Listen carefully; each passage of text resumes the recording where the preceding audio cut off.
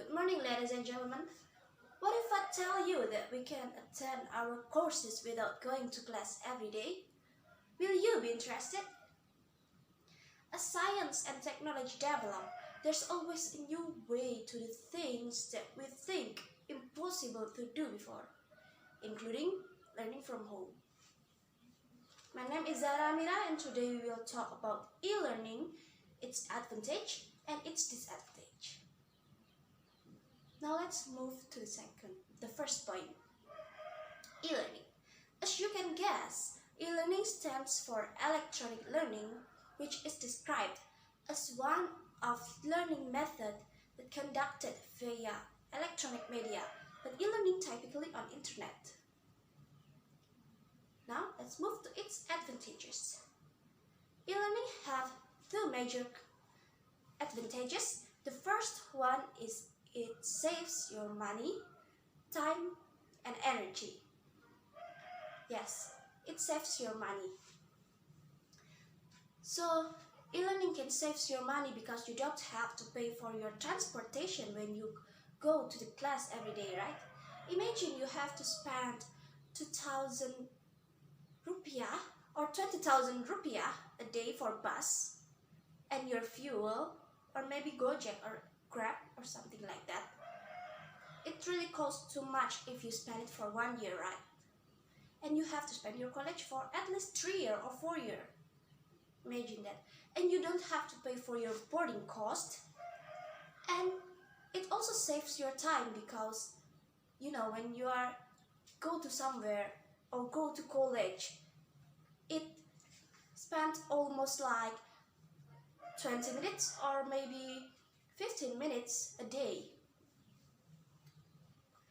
And also it saves your energy because we know that attending a class is really tightful, right?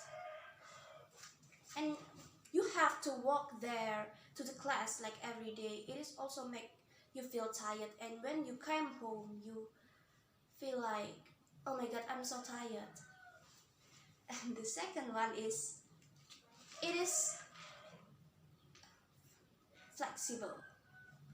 As I say, it is flexible because first, you can get any resources from anywhere at any time. You can open your resources maybe in Bali, you can open your resources in Surabaya, or maybe you can open your resources at abroad, let's say America or something like New Zealand. Well, you can always open your courses. Even at midnight, you can open it. And the second one is you can always rewatch or reread your sources. Let's say if you are attending your class, you cannot ask your lecturer to re-say to explain again what she told you, right?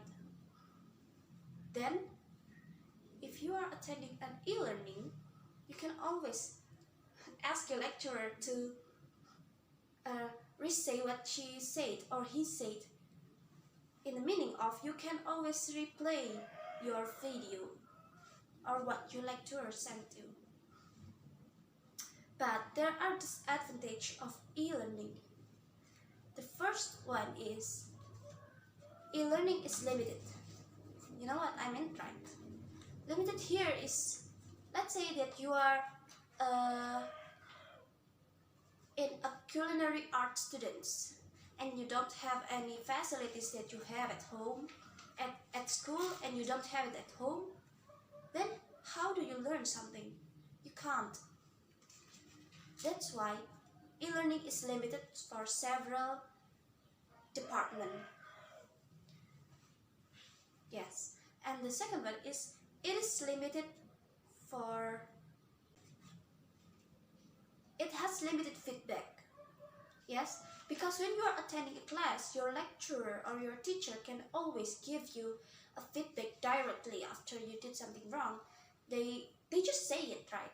They don't have to type it or record it and send it to you. That's really tightful. And lecturer doesn't have 3 students. They have like 100 students maybe. And that's really tightful.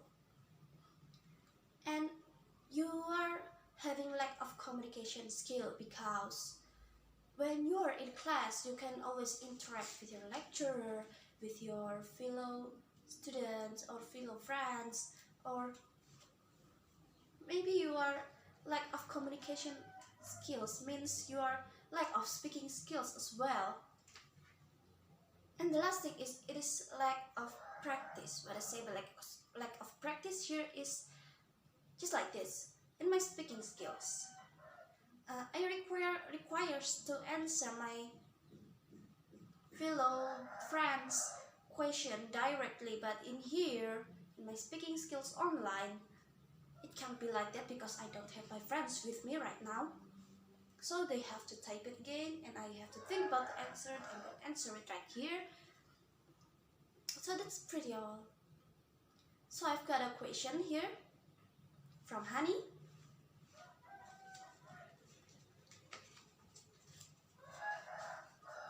She says, reflect to my experience, I found myself less motivated in studying through e-learning. How to overcome this problem? The first thing that you have to remember is you have to remember your goal. Yes, it is the best thing to motivate you. Let's say you want to be a teacher. One day you have to teach your students, right? That's why you have to study, so you gain more knowledge and give it to your students. And the second one is make your study interesting and fun. Let's say that you are studying while eating snacks, or maybe studying with your sister or your brother. It is more fun than studying alone, right? And the third thing is give yourself a break. Every 20 minutes, let's just check your phone or do something, eating or went to the toilet or do something like that. If you keep staring at your PC or your phone for 30 minutes or more, you'll feel bored and less motivated. That's why. And the last thing to do is give yourself a reward after you've done something. Let's say that after you finished your homework, you promised yourself that after this I will eat something delicious, or after I finish this I will went somewhere, or after I finish this I can play game all day, or whatever is that. The best thing is to motivate yourself is giving yourself a reward and remembering your goal. That's all from me. So we are coming to the end of the presentation. Have a good day.